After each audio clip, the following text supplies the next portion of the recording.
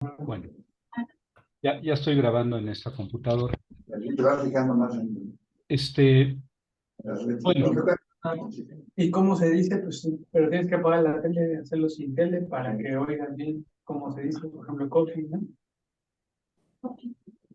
luego hay unas parecidas que no sé.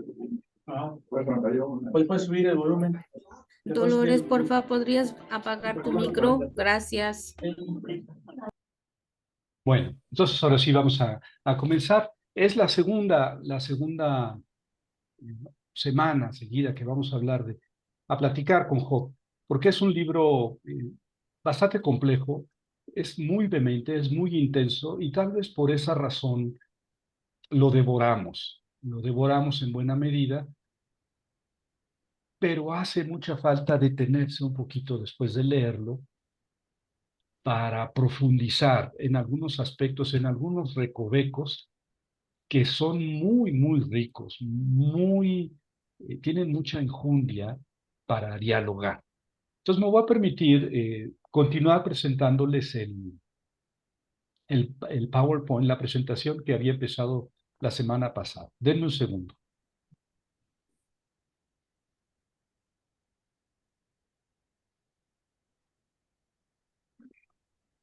A ver.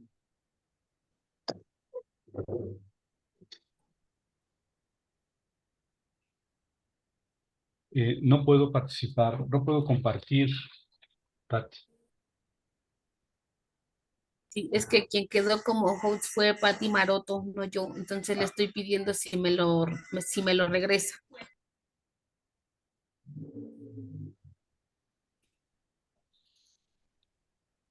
Pero Pati Maroto ya no está.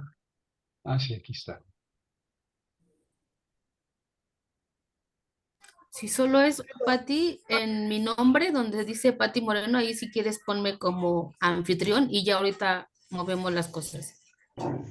Le das clic Este, derecho. es que yo no sé hacer cosas. Ni siquiera puedo abrir mi Face. No, Ok, pero no es en mira, Facebook. en Digo mi participantes, WhatsApp. en participantes, Ok. ahí le das clic Ajá.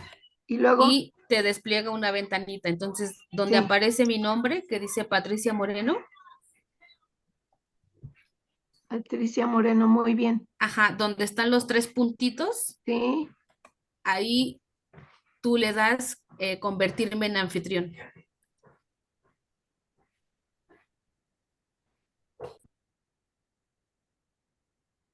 A ver, dímelo en inglés. Es que me lo da en Es inglés. host. Es que no aparece. Make Ah, Ok. host. Sí, sí. Y luego ahí pregunta que si hago el cambio, le digo que ajá, yes. Ok, exacto. muy bien. Ya estás. Ya. Disculpen, yo era el encargado de hacer eso, pero no me da mis conocimientos tecnológicos. Bueno, entonces ahora sí, ya puedo participar, compartir. Sí, Eh, miren, eh, esto es un diálogo con Job. Entonces, como yo les decía hace un momento, eh, conviene que nos detengamos a ver eh, detenidamente, desmenuzar un poco el libro para ir sacando algunos detalles que pueden resultar muy interesantes. Eh, Les pido que si tienen algún comentario, alguna pregunta o que quieran hacerlo en el momento, pues, nada más me levantan la mano y a todo dar, ¿eh? No, yo voy a tratar de hacer esta presentación rápida porque ya la semana pasada comentamos el libro y así tal vez 40, 45 minutos y entonces ya entramos a un diálogo eh, más, digamos, más dirigido hacia los diferentes aspectos que presenta el sufrimiento o la interpretación del sufrimiento en este libro. Este libro, como lo vimos la semana pasada, es un libro sapiencial. En buena medida esto quiere decir que no es un libro típicamente israelita, no es un libro típicamente de la Biblia, porque no habla de la alianza de Dios con su pueblo. No, no es el tema del libro de Job. Es un libro que más bien tiene una enseñanza universal, como todos lo pueden ver, ¿no? No específicamente una enseñanza para los israelitas. Por otro lado, es un cuento. Es un cuento, en el sentido de que no es historia. Mm, Este, yo sé que esto puede ser una afirmación chocante, porque si está en la Biblia, no, pues es que no todo lo que está en la Biblia es historia. Es más, pocas cosas de las que están en la Biblia son realmente historia. No se escribieron con la intención de presentar historias reales, ni siquiera los evangelios. Por eso se llaman evangelios, que quiere decir buena noticia. Son mensajes de buena noticia y no son historia.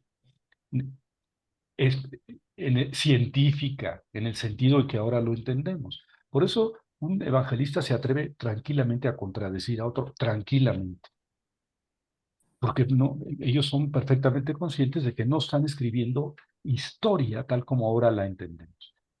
Es un drama psicológico, o sea, una obra de teatro en la que no hay, sin embargo, cambio de escenarios más que al principio, y al final, pero 40 capítulos nos los aventamos así en el mismo escenario. Entonces, más bien lo que se mueve, los actores son psicológicos, son ideas. Y entonces es un drama psicológico en forma de panel en el que se van presentando diferentes actores, diferentes ideas, que en realidad son diferentes maneras de interpretar o de entender el sufrimiento. Y el tema es precisamente el sufrimiento y diferentes de formas de interpretarlo y por tanto de confrontarlo. Yo creo que en este libro podemos sacar 5 panelistas o 5 representantes de cómo se puede interpretar y confrontar, enfrentar el sufrimiento. En primer lugar, el autor del prólogo epílogo. Decíamos la semana pasada que seguramente el libro de Job era una historia y que comprendía, grosso modo, el prólogo y el epílogo, capítulos 1, 2 y 42, 7 a 17, y que nuestro autor rompió y en medio escribió toda su historia, todo su interés. Pero en resumen, en el prólogo y epílogo tenemos una historia que ahorita vamos a profundizar, en cuyo sentido ahorita vamos a profundizar, que presenta e interpreta de una manera el sufrimiento. Los otros panelistas son los 3 amigos. Ellos defienden una manera de entender el sufrimiento y por tanto una manera de confrontarlo. Otra manera es el autor del capítulo 28, el elogio de la sabiduría. También presenta su peculiar modo de entender el sufrimiento y de interpretarlo. Otro actor, otro personaje o panelista les llamo, es Eliú, aquel muchacho que habla durante 6 capítulos y que me cae tan mal.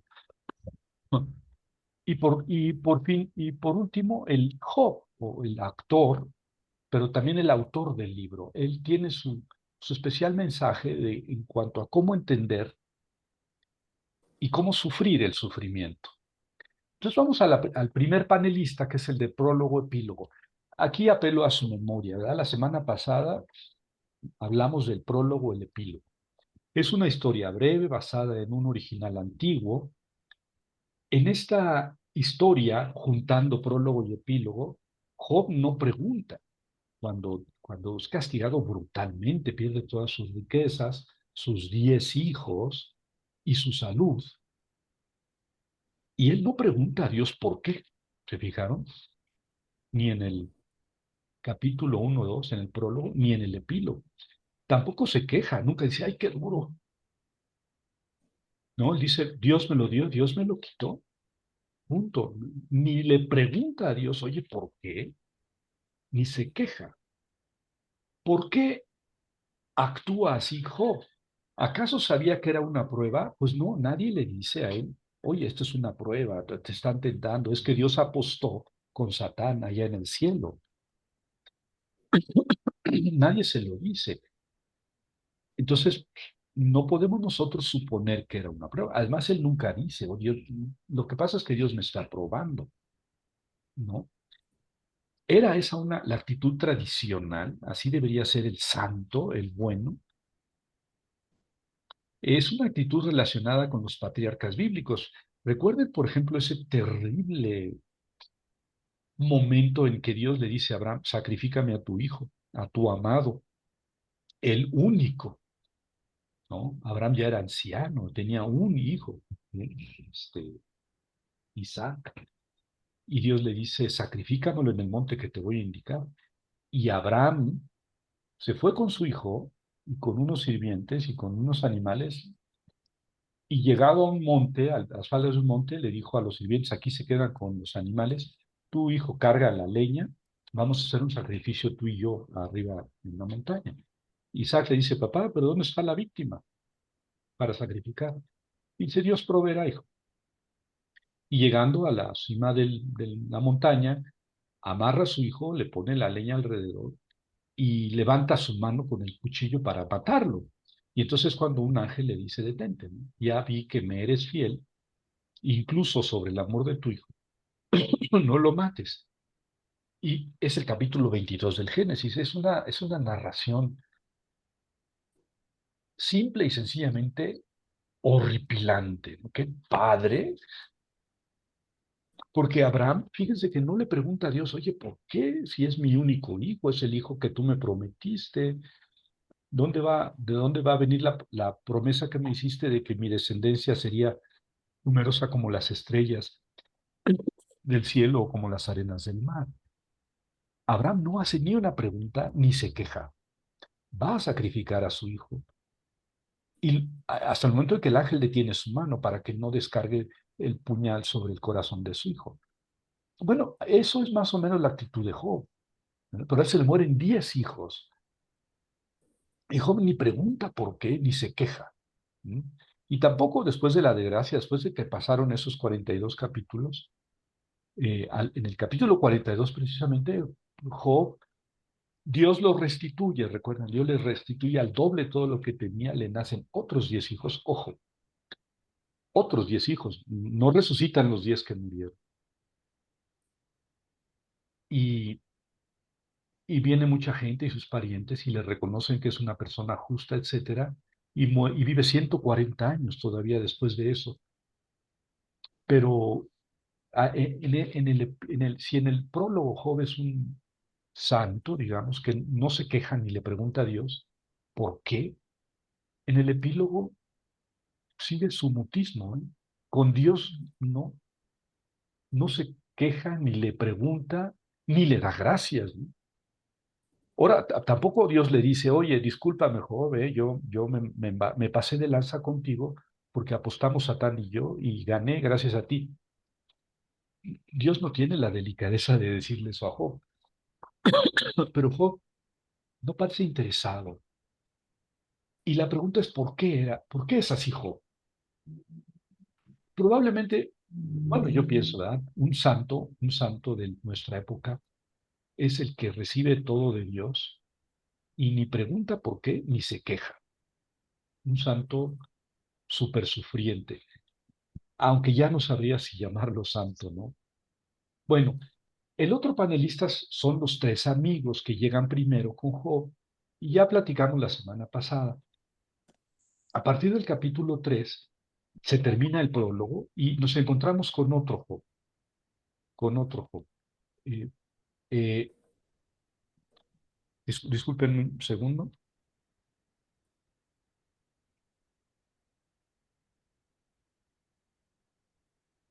Nos encontramos con otro Job que es beligerante, que es impaciente, que es blasfemo, ¿verdad?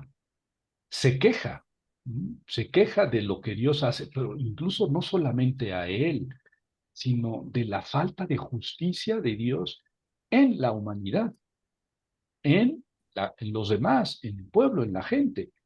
Yo por eso empecé, antes de dialogar, de empezar esta sesión, estamos hablando yo estoy preparando esta reunión, estoy pensando en Ucrania y en Gaza, en Palestina, ¿no? Pero explícame, Dios, ¿dónde estás?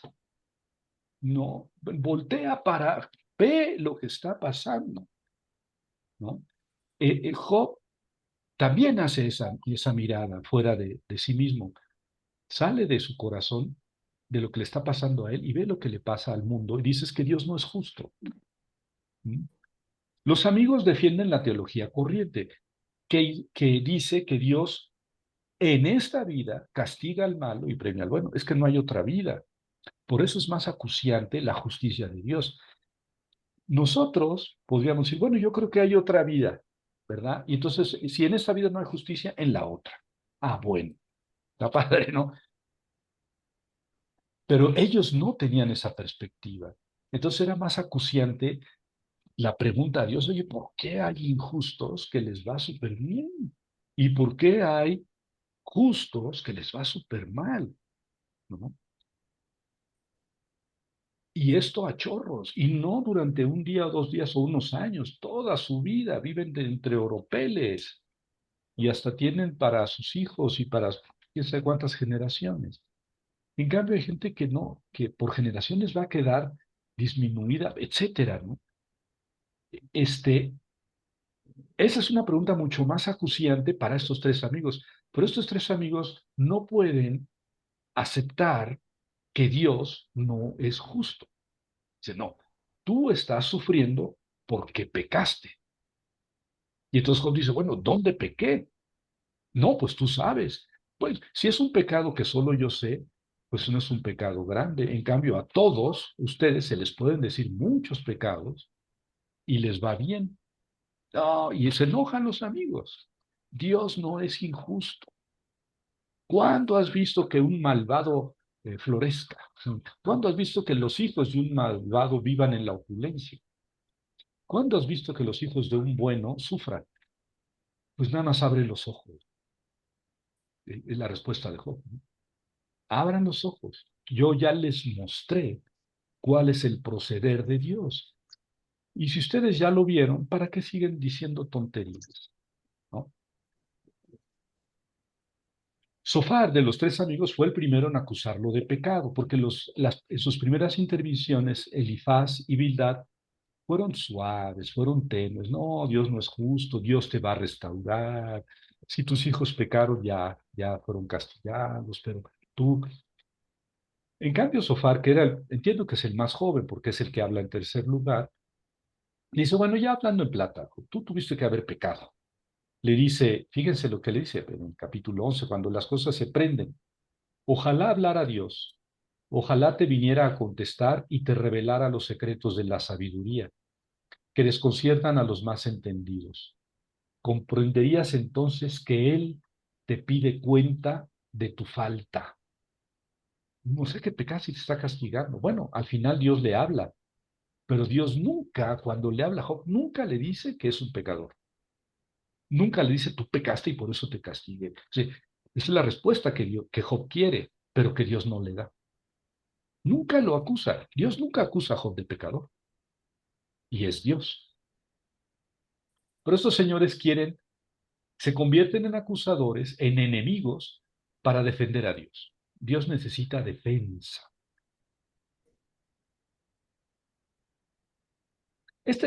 Estos tres amigos tienen un punto de vista muy peculiar, ¿verdad? Para ellos, en la práctica no hay amistad con Dios, porque no hay diálogo con Dios, no hay oración, no hay petición, no hay acción de gracias. ¿Por qué no hay petición? Porque si yo quiero que Dios me dé algo, me porto bien y Dios me lo tiene que dar. Y si yo me porto mal y me va mal, ya sé que Dios me está castigando. Entonces, ni hay petición ni hay acción de gracias. Si me lo da es porque me lo merecí, ¿no? Yo soy bueno, Dios me bendice, pues es la justicia. Y entonces se acaba esa intimidad, esa cercanía con Dios. Ese es el problema de esa teología, que es muy corriente en la actualidad. Hay una corriente en el cristianismo moderno que se llama la teología de la prosperidad. Tú deja de ser borracho y te va a bendecir Dios. Bueno, si te va a ir mucho mejor porque dejas de ser borracho. Pero cuidado, hay gente buena que le va mal. Nadie está libre de un accidente o de una violencia exterior, ¿no? Entonces esa teología de la prosperidad es muy débil, ¿no? Porque no es cierto. O sea, no la discuto, bueno, sí la discuto, digamos, lógicamente, pero en la práctica no es cierto. No es cierto que a los buenos les vaya bien, como no es cierto que a los malos les va mal. Bueno, el tercer panelista es el que hizo el capítulo 28, el elogio de la sabiduría, que en resumen lo recuerdan, dice que la sabiduría no está por ningún lado. ¿Dónde está? Hay un lugar donde se encuentra el oro, el lapislázuli, el zafiro, pero la sabiduría, ¿dónde está? Bueno, los mercaderes compran cosas finísimas, pero ¿quién vende sabiduría? Pues nadie. Nadie sabe dónde está, nadie conoce su precio, nadie puede pagar por ella. Y termina el capítulo 28 diciendo, el temor del Señor es la sabiduría, huir del mal, la inteligencia. Fin del capítulo. ¿Y qué quiere decir este capítulo dentro de la violencia de los primeros 27 capítulos y de los capítulos que siguen? El temor del Señor es la sabiduría. Eso que estás buscando es el temor del Señor. ¿Mm? Huir del mal es la inteligencia. ¿Y qué es el temor del Señor? Bueno, pues yo me puse a investigar. En el libro del... bueno, ese es el capítulo 28. No explica qué es el temor del Señor. Ahí nada más se habla en el capítulo 28, versículo 28. Ese es el temor del Señor, es la sabiduría que se presenta como si fuera la solución a los problemas de Job. Dice, pero dice al principio, Job temía a Dios y se apartaba del mal. ¿Se acuerdan? Y lo dice Satán una vez y luego lo dice Dios mismo. Ya te fijaste en mi siervo Job. Es justo y recto. Teme a Dios y se aparta de él. Lo dice a Dios. Entonces, ¿qué me viene a mí a decir el capítulo 28? Que el temor de Dios es la sabiduría. Pues fíjense que en el eclesiástico eh, eh, se habla, es el libro que más habla del temor del Señor. El temor del Señor es precisamente cumplir la ley. Eso es el temor del Señor en el eclesiástico. Y si entendemos como cumplir la ley, aquí en el 28-28, podemos leerlo así. Cumplir la ley es la sabiduría. Esa es tu inteligencia. Cumplir la ley. Si este fuera el sentido del temor del Señor, y yo creo que es el sentido que tiene en el capítulo 28, versículo 28, tú cumples la ley. Fíjense que en realidad este panelista afirma que lo que el ser humano tiene que hacer es cumplir la ley y no cuestionar a Dios por lo que hace. O sea, en cierta forma es como la solución final de Dios, ¿no? Pues yo sé por qué y no te voy a explicar, ¿verdad? Pero aquí es un poquito diferente, a ti te toca cumplir la ley. Si quieres ser feliz, ser sabio, cumple la ley y lo demás, ¿para qué te preocupas de eso? Podemos recordar el relato de Génesis 3. Tal vez haga falta un análisis de Génesis 3 en estas conferencias, porque lo digo y ustedes, más de uno va a decir, ay, o lo va a pensar, ay, Javier, te mandaste. En realidad, el mandato de Dios a Adán y Eva en el paraíso es no busquen la sabiduría. El día que anden buscando la sabiduría, se largan. Quieren estar conmigo, quieren convivir conmigo, quieren estar aquí, ser de mi familia, obedezcan. No quieren eso, quieren buscar la sabiduría, se largan. Eso es Génesis 3. A ver, del árbol del conocimiento del bien y del mal, no coman. Oye, pero parece absurdo como Dios te dice que no comas del árbol si el conocimiento es bueno. Pero no, ese no puedes comer. O sea, el día que coman morirán. Entonces la serpiente, bien astuta, dice, no morirán, no morirán. Y no murieron. ¿Eh? O sea, la amenaza de Dios ahí fue falsa. En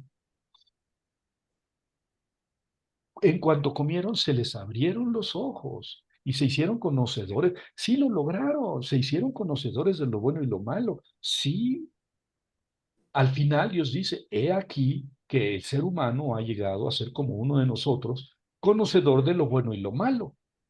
O sea, es que si los seres humanos tenemos capacidad para distinguir lo bueno y lo malo, es gracias a que Adán iba comiendo la fruta. Pero Dios no quería eso.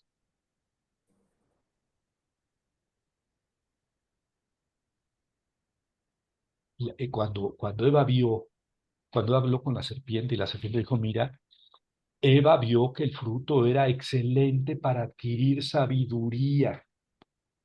Así dice el texto. Yo he leído muchos artículos y comentarios sobre Génesis 3. Son tan malos, en el 95%, tan malos, que dicen lo siguiente. Es que el ser humano quiso ser como Dios. No es cierto. En cuanto a conocer y el bien y el mal, nada más. Pero además, el ser humano no tenía esa capacidad, porque el ser humano es ser humano. No es cierto. El texto dice que sí lograron el conocimiento de lo bueno y lo malo. Dios mismo lo dice. O sea, lo que están buscando ellos no es algo divino, es el conocimiento de lo bueno y de lo malo. Eso lo lograron y en eso se asemejaron más a Dios. Pero Dios no quería eso. Dios no quería la sabiduría. Dios quiere la obediencia. Y a mí se me hace que por ahí va Job 28:28. El temor del Señor es la sabiduría. ¿Sí? El cumplir la ley. ¿Tú quieres estar con Dios? Cumple la ley.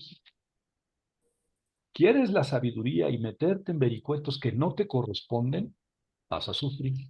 Yo creo que ese es el sentido de Génesis 3 y creo que es el sentido del elogio a la sabiduría en el 28:28. Esto no lo voy a tomar. El cuarto panel es el tercer panelista. Entonces, el autor del prólogo, epílogo, los tres amigos, el discurso de la sabiduría. El cuarto panelista es Eliú. Este chamaco que se presenta después de los tres y dice, ¿crees que has hablado con sensatez y que te has justificado ante Dios al decirle, ¿qué te importa? No te alcanza mi pecado. Voy a responderte a ti y contigo a tus amigos.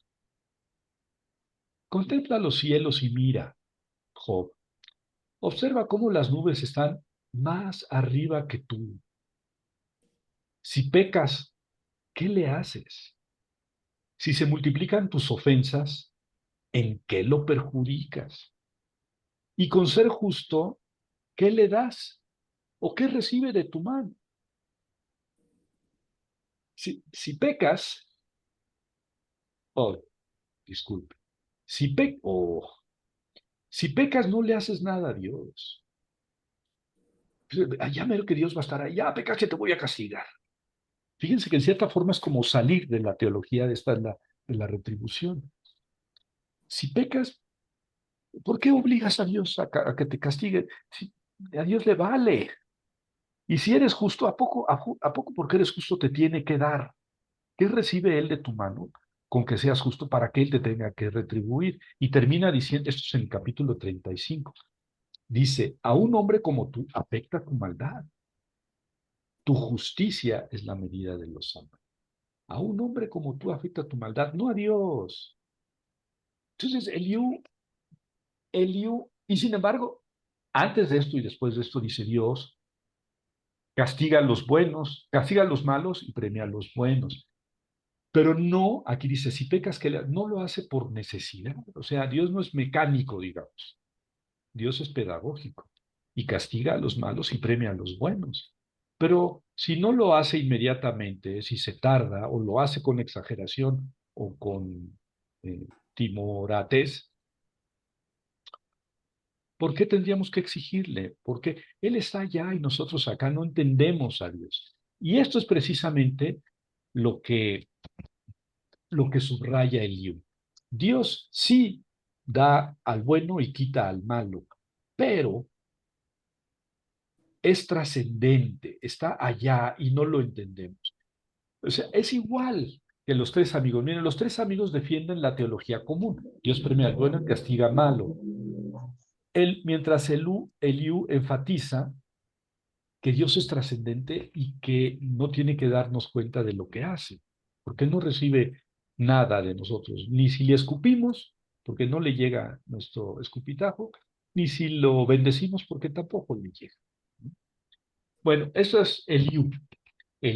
Ya les dije yo que mi profesor, que en paz descanse, de Job en Jerusalén, yo le decía, es que yo hice mi tesis sobre Job allá en Jerusalén, decía, es que ese Eliú me cae mal, es muy pretencioso y no añade en realidad nada, ningún argumento a lo que habían dicho los tres amigos. Yo creo que alguien metió a Eliú en esa obra de teatro y fue un faul.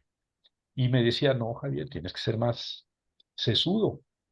Yo personalmente, me decía él, creo que Eliú es el personaje más equilibrado de todo el libro de Job. Y ahí radica la mejor de las perspectivas sobre cómo entender el sufrimiento, cómo entender a Dios. Bueno, el quinto panelista es el autor del libro, que tuvo interés y que tuvo cuidado de meter todo esto en una obra.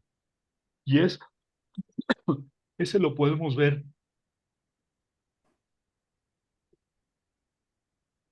en las intervenciones de Dios cuando se le aparece a Job, ¿verdad? Finalmente le dice, ¿quién es ese que oscurece mis designios? Y habla de lo que no sabe, pues claro, comparado con Dios. Amárrate los pantalones como un hombre, voy a preguntarte y tú me enseñarás. Entonces, a ver si aparece Dios. Primera pregunta, ¿dónde estabas tú cuando yo fundaba la tierra?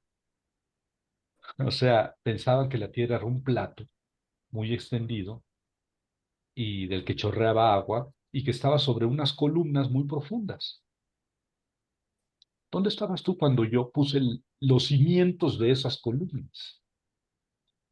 Etcétera. Job responde, hablé con ligereza, ¿qué te contestaré? Prefiero ponerme la mano en la boca, hablé una vez, no volveré a hacerlo, dos veces, no añadiré nada. Pero ¿qué le dijo Dios que lo hizo cambiar de actitud? ¿Por qué Job se echó para atrás? Respondió Dios a lo que preguntaba Job. ¿Por qué me castigas? Lo dice con toda claramente, con toda claridad, hazme saber por qué me enjuicias.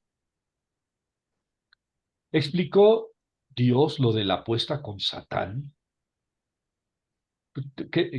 O sea, perdóname la expresión, pero la voy a decir. ¿Qué ojete Dios? Llega y aplasta a Job. Lo aplasta. A ver, ¿dónde estabas tú? ¿Y qué? Y tú le diste su instinto al avestruz y al halcón y al águila y al burro. ¿Qué le costaba haber dicho? Sabes que hice una apuesta con Satán, ¿eh? Por eso te fue como te fue.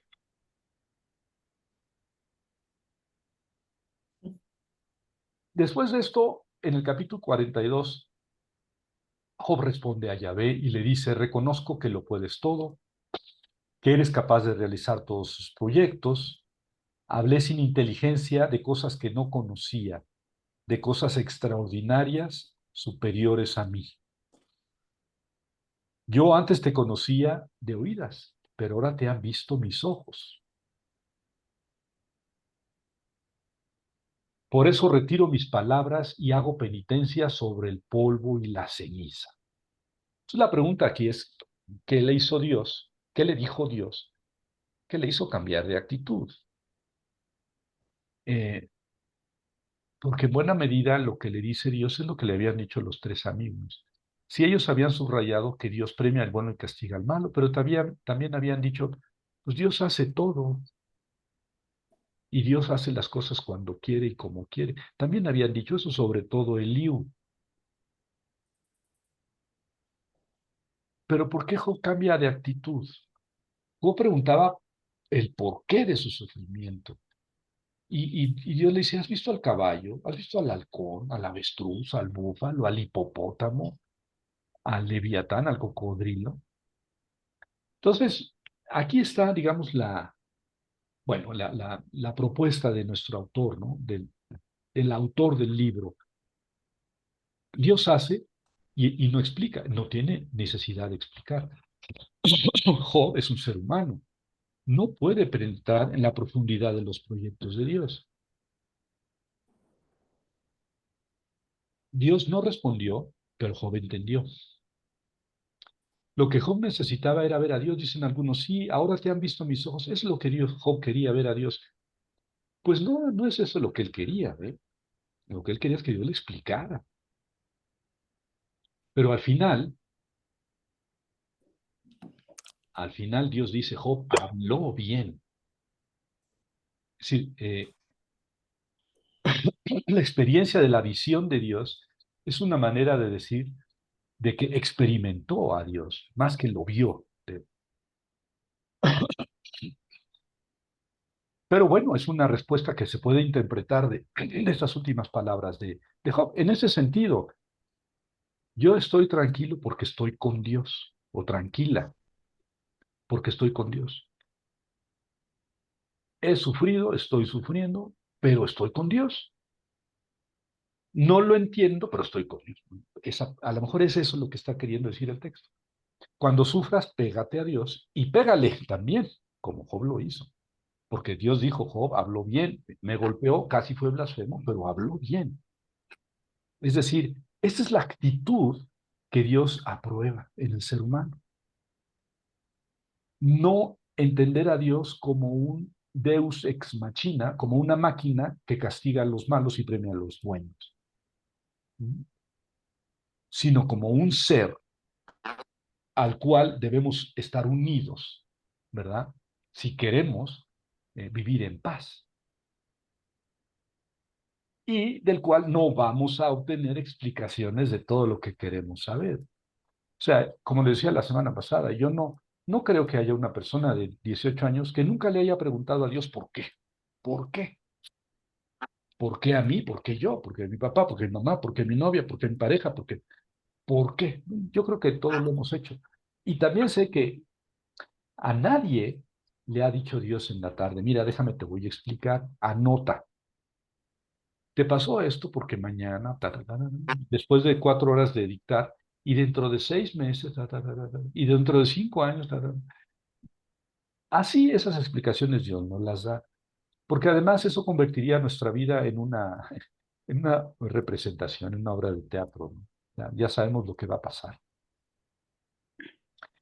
Pero quiero subrayarles el último versículo. Ya saben que yo soy muy payaso, me he dedicado 40 años a estudiar la Biblia, y entonces mis payasadas se ven aquí en este último versículo de las palabras de Job. Yo creo que es el verso más controversial de la Biblia. Dice Job, hablé sin inteligencia de cosas que no conocía, de cosas extraordinarias superiores a mí. Yo te conocía solo de oídas, pero ahora te han visto mis ojos. Y esto que puse en rojo. Por esto me retracto y me arrepiento sobre el polvo y la ceniza, porque él estaba en polvo y ceniza. Me retracto y me arrepiento. Sí, perdóname, Señor, me mandé. Ya entendí que no voy a entender. Me retracto y me arrepiento, sí. Bueno, esas son las traducciones de ustedes. Bueno, a lo mejor la mía también, pero fíjense que hay otra manera de entender el texto. El original hebreo no tiene el pronombre me. Dice el verbo algo así como retracto y arrepiento, que puede decir que puede entenderse como rechazo y repudio. Y el me se lo ponemos nosotros. No está en el texto hebreo, de verdad. Incluso yo alguna vez, bueno, mi director de tesis aquí en México, en la Pontificia, el primer rector de la Universidad Pontificia de México, sobre esto hizo su tesis doctoral, su tesis de licencia ya en Roma. Y yo traduje, me arrepiento, me retracto y me arrepiento. Y me dijo, sí, Javier, en el examen, en profesión, en el examen de maestría. Sí, Javier. Y tú citas ahí como 20 autores que están detrás de ti y respaldan tu traducción y tu interpretación. Pero yo soy el, el presidente del sínodo y tu director de tesis, y yo estoy en contra de esa interpretación. Él decía que había que en todo caso habría que meter estos dos pronombres, en vez de me, te rechazo y te repudio. Y esta sería la última respuesta de Job, ¿verdad?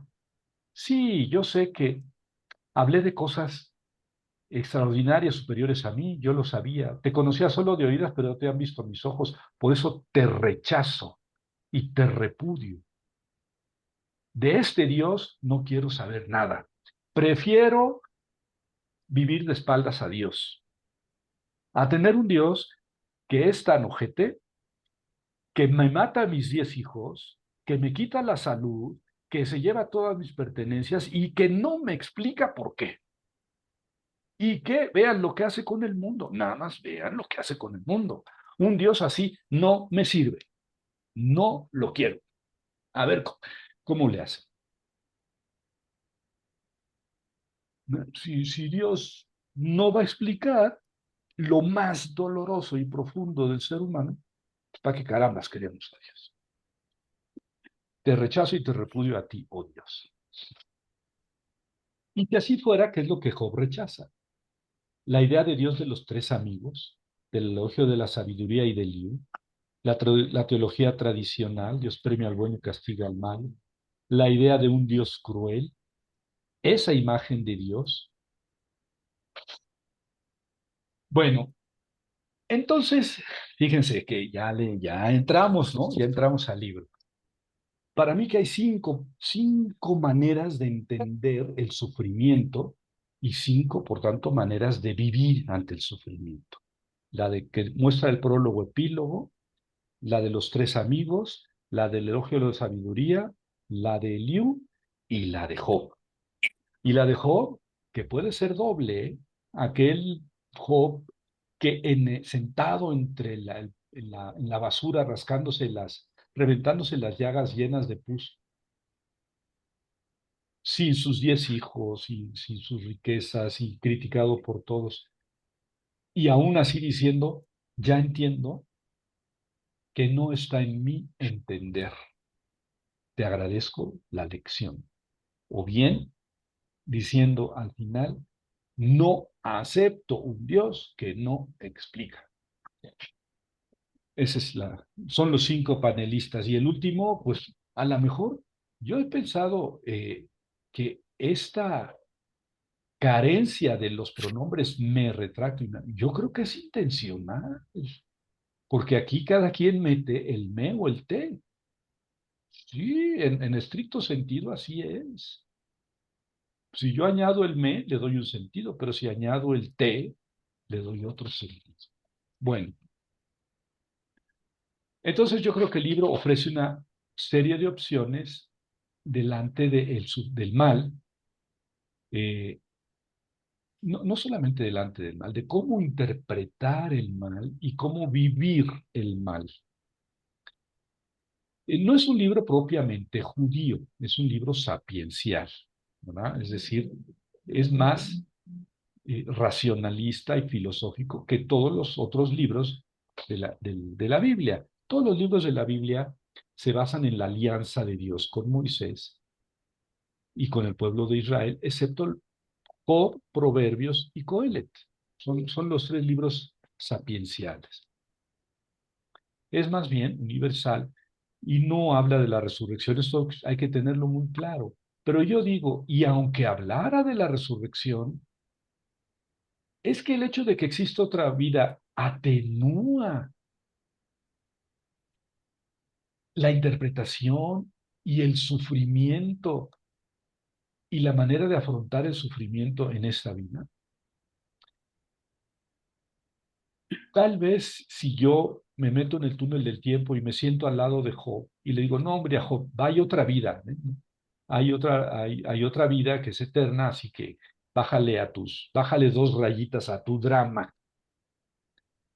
A lo mejor Job me diría, pues más bien, con más razón, le pido a Dios que explique el sentido de esta vida, ¿no? Y de estos sufrimientos. Job espera que Dios hable con la profundidad de su palabra, pues sabe que está manipulada por los sabios del sistema, ¿no? Te va mal, pecaste, ¿no? ¿Para qué te haces menso? Job ha visto un rostro terrible de Dios, el poder opresivo de su fuerza, su injusticia, la violencia que se encuentra en todo tipo de misterio de Dios, falso y manipulado. Por eso sale en busca de un rostro nuevo de Dios.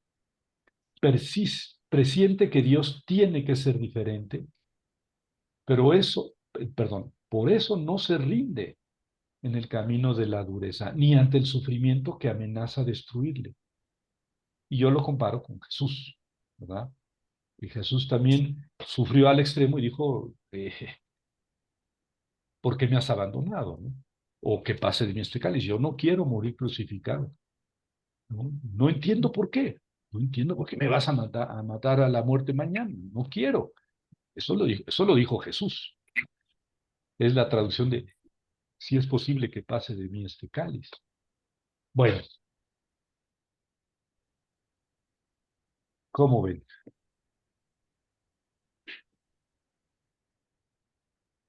Puedo hablar, Javier, Claro, antes que se me olvide. Primero, estuvo bastante interesante. Por sí solo, pienso que siempre va a quedar la pregunta en el aire, pero ya unido a los demás libros sapienciales, como que tiene una visión mejor todavía. No cabe duda que está influenciado por el pensamiento helénico o helénico, ¿eh? Y otra cosa también que me pareció bueno, en que algunas palabras tomadas del Magnificat, eh, ahí las toma también el libro de Job. Y otra también, aparte del Magnificat, hay otras partes del Nuevo Testamento también que aparecen ahí. Algunas frases casi como que las calcaron un poco, ¿eh? Aunque sea post-pascual o como haya sido, pero están calcadas ahí del libro de Job, sobre todo en donde dice, eh, engrandeció a los humildes. Por ahí viene algo así. Y a los soberbios, pues los rebajó. Y también otra parte es por ahí también del Nuevo Testamento, me parecen, que ahí también resalta. Siempre será una pregunta sobre la cuestión del pecado. Así en general, no tanto de Adán y Eva, sino el pecado en general. Y también como que se puso a escribir, o el que le escribió fue en una noche, ¿verdad? En las noches que a lo mejor con alguna luz muy tenue no podía dormir y empieza a ver entre la oscuridad y la luz. No hay una respuesta sobre nomás todos van al sepulcro, bajan a la oscuridad y terminan. Probablemente en la noche estaba muy ya tan cansado, tan lleno de problemas que pues más y más le iba poniendo ahí todas esas cosas. Hay una cosa bien bonita que me parece que está en la capítulo 28, la sabiduría es el temor del Señor, algo que tú decías, y también lo de Liu, se consideró más justo que Dios, decía. ¿Por qué tomaste pleito contra él? Porque él no le das cuenta de ninguna de tus razones. Creo que sigue la pregunta. ¿Por qué él te pagaría al hombre? Ni es porque él pagaría al hombre según su obra. Es otra cosa bien bonita que ha visto durante los siglos en el cristianismo de Jesucristo y en Santiago sobre todo las obras. En el 34, 33 Él te retribuirá, ora rehuses, ora aceptaste, y no, sí, sí o no. Y otra parte importante, sobre todo la oración también, aunque Dios no le hace, pero como que es una forma bien bonita también de acercarse a Él, y como que eso va un poquito limando las situaciones que a veces pasan. Gracias, Javier. Al contrario, Jerónimo, muchas gracias. Pues yo siempre me he preguntado por qué Job aparece tan poco, tan pocas veces, porque sí hay algunas alusiones, algunas palabras sueltas, que aparecen en el Nuevo Testamento, pero a mí se me hace que de todo el Antiguo Testamento, el personaje más cercano a Jesús es Job. Nunca aparece esa comparación. Ni siquiera, por ejemplo, cuando Jesús está sufriendo en la cruz o en el huerto, a mí se me ocurre que Job sería la persona más comparable a Jesús, pero no así los autores del Nuevo Testamento. Sí, Pati.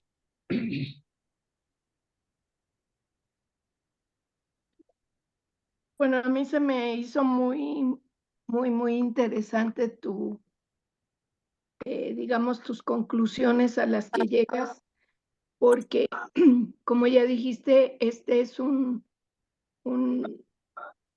texto muy vigente y yo creo que todos nos hemos hecho esa pregunta, ¿no? Porque, y a veces no es en lo personal, sino lo que pasa alrededor del mundo, ¿no? ¿Por qué suceden esas cosas? Pero yo creo que es así como lo explicaste al final, pues es este parteaguas entre este Dios del Antiguo Testamento y lo que Jesús nos enseña, ¿no? O sea, ahí está esa gran diferencia de, este, de cómo ver a, a este Dios, ¿no? En el Antiguo Testamento sí somos como muy honestos y muy críticos, pues llegaríamos como Job a decir, lo rechazo, ¿no? Esto lo rechazo, esto no, o sea, no va conmigo, ¿no? Bueno, no quiero eso, ¿no? Sin embargo, es como esta parte como antecedente para lo que Jesús sí nos ofrece. Jesús no nos está ofreciendo esta parte de la retribución. Si te portas bien, te va bien; si te portas mal, te va mal, ¿no? Te va a ir como en feria y la prueba es el mismo, ¿no? O sea, sin haber hecho nada va a la cruz, ¿no? Y entonces no nos está ofreciendo como en esta teología de la retribución. Y bueno, un poco también en Job, lo que digo, aparte de lo que dijiste que totalmente me gusta, o sea, me parece así sorprendente, esta parte también de Job que se centra en él, ¿no? Y cuando Dios le dice, ¿dónde estabas cuando esto, todo lo que hizo? Entonces es también, digo, sería otra parte, ¿no? No lo que dijiste se me hace central, pero también a veces nos centramos mucho en nuestros problemas y en nuestro sufrimiento.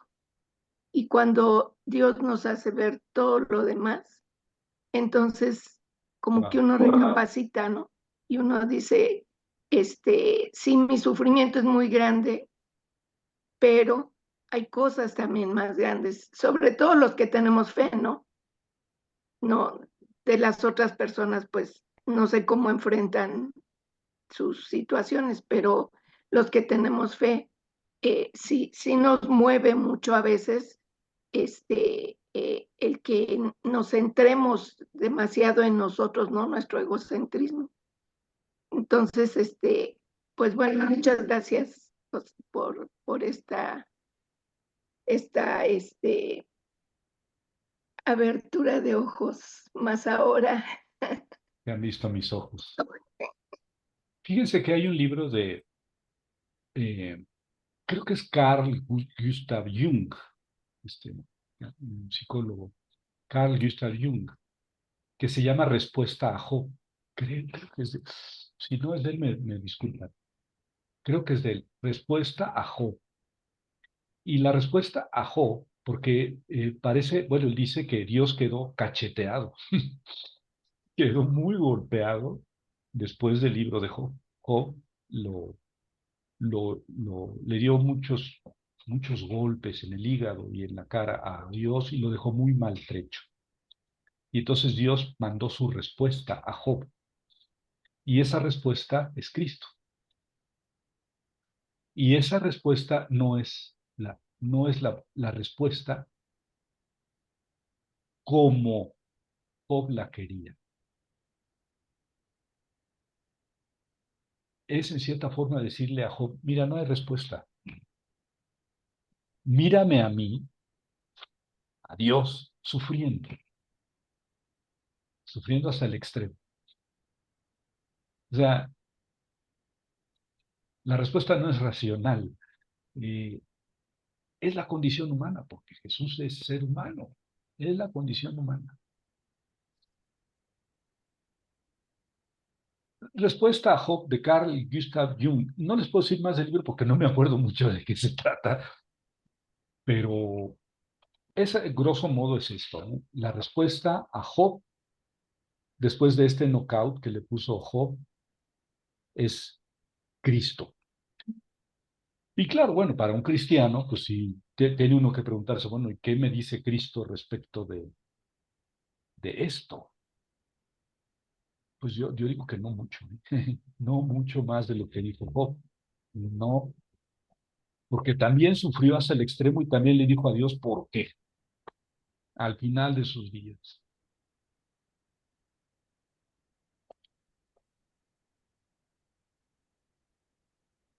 ¿Quién sigue? Sí, Jesús. Gracias, Javier. Buenas noches a todos. Muchas. Bueno, de acuerdo a la forma que lo presentaste y conclusiones que pusiste, yo pongo aquí en consideración aquí al grupo la forma en que yo lo reviso, lo analicé y lo estoy pensando es que en el tema sapiensal, Job nos puede dar la pauta que Dios nos permite tener la elección, ¿no? Sobre todo con la conclusión que pones en el prefijo me o te, donde yo puedo aceptar, ¿no? En lo que Dios pone en el camino. También me da la libertad de poderlo rechazar o decir no estoy de acuerdo, ¿no? O sea, en ese sentido, esta conclusión del cuento de Job puede ser esto mismo, ¿no? Donde Job, Dios me está poniendo bajo estas figuras mi elección, ¿no? Subrayabas la sabiduría, ¿no? La inteligencia, la referencia al Génesis 3, el por qué me está dando también Dios la oportunidad de poder decirle que sí o decirle que no, incluso poderlo confrontar, cosa que en un tema muy estricto parecería ilógico que yo estuviera en contra de, ¿no? Bajo esta lectura que nos propones, estoy viendo que yo le puedo decir a Dios, no estoy de acuerdo y no quiero contigo, ¿no? Entonces, me está dando la elección, o sea, la parte rica de esto es de que Él me da la oportunidad de que ahí está y escucho argumentos, y escucho los argumentos amigos. Incluso por ahí hay unos versículos donde la esposa interviene y le dice, ya maldícelo, no, ya quítate de esas cosas. Entonces, nos da esa oportunidad Dios de decir, bueno, por cualquier lado vas a escuchar y la decisión va a ser tuya, ¿no? No te la estoy imponiendo. Entonces, bajo esa óptica de análisis sapiensal, es como me llevo yo estas conclusiones que estás proponiendo, ¿no?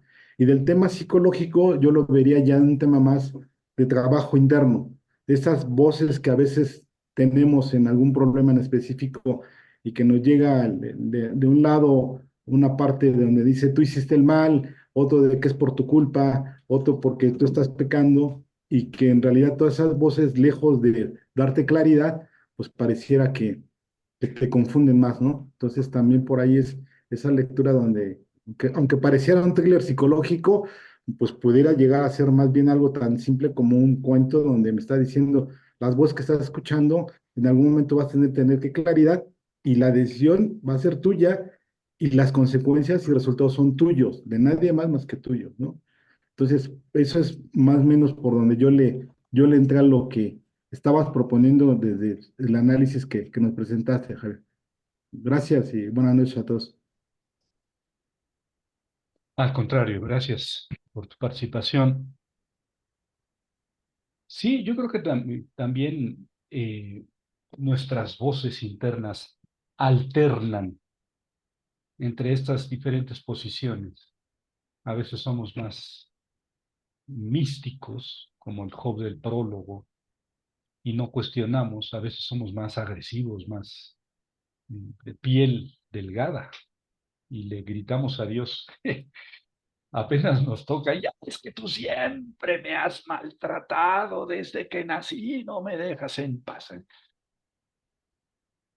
Pero hay tiempos en la vida, ¿no? Fíjense que hay otra respuesta a Job, ¿eh? Otra lectura, y si mal no recuerdo es de Pixley. Nos puedes decir quién es Pixley, Patti Marotos, protestante, o era un protestante. Escribió un libro sobre Job.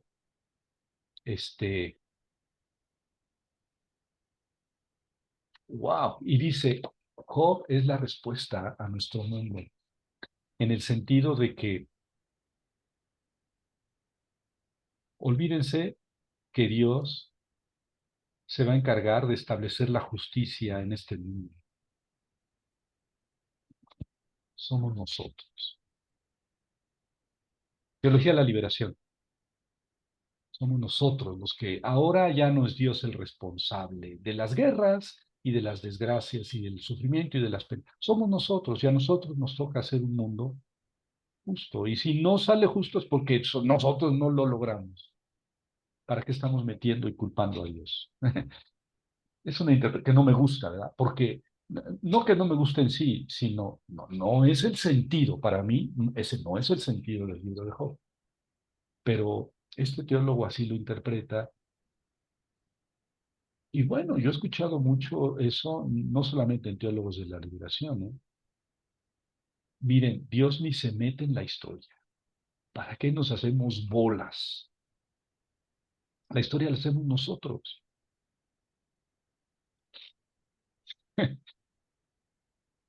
Entonces, las preguntas no son, ¿por qué? ¿Por qué? ¿A quién le estás preguntando por qué? Dios no se mete en la historia. Los responsables de la conducción de la historia y de lo bien o mal que vaya somos nosotros. Es otra línea de interpretación. No es lo que dice el libro de Job, ni es el sentido del libro de Job. Independientemente de que me guste a mí o no esa interpretación, digo, esa filosofía, no es, en mi punto de vista, ese el sentido del libro de Job. Y justamente creo que Pixley escribió ese libro justamente reaccionando a la interpretación de Gustavo Gutiérrez, el padre de la teología de la revelación, un sacerdote, no sé si vive todavía, ¿verdad? Creo que sí, en Perú, franciscano, sí, por ahí va la cosa. Escribió un comentario a Job, Gustavo Gutiérrez, pero él no se atrevió a decir esto que sí dice Pixley, y él era el padre de la teología de la liberación. Pero era sacerdote, o es sacerdote, o fue sacerdote de su vida, y no se desmarcó pues del catolicismo, y creo que fue mal interpretado en esto del libro, su comentario al libro de Job. Pero bueno, ya ven que también por ahí se ha intentado seguir abriendo el panorama para interpretar el sentido del sufrimiento.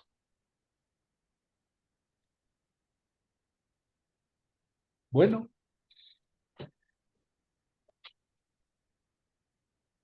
Si no quieren comentar es porque no quieren. Bueno, No, entonces al contrario. nos Perdón, vemos en doctor. 8 días. Nos vemos en 8 días. Vale. Que les vaya muy bien. Un Muchísimo, abrazo. doctor. Gracias. Buenas noches. Gracias. Buenas noches, gracias. Buenas noches.